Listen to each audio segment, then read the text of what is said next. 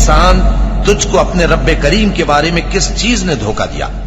وہی تو ہے جس نے تجھے بنایا، پھر تیرے اعضاء کو درست کیا اور تیری قامت کو معتدل رکھا، جس صورت میں چاہا تجھے جوڑ دیا۔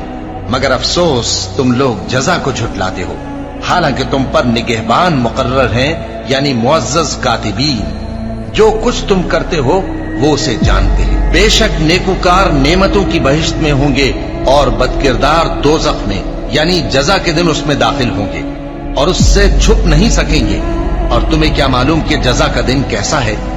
پھر تمہیں کیا معلوم کہ جزا کا دن کیسا ہے؟ جس روز کوئی کسی کے کچھ کام نہ آ سکے گا اور حکم اس روز اللہ ہی کا ہوگا۔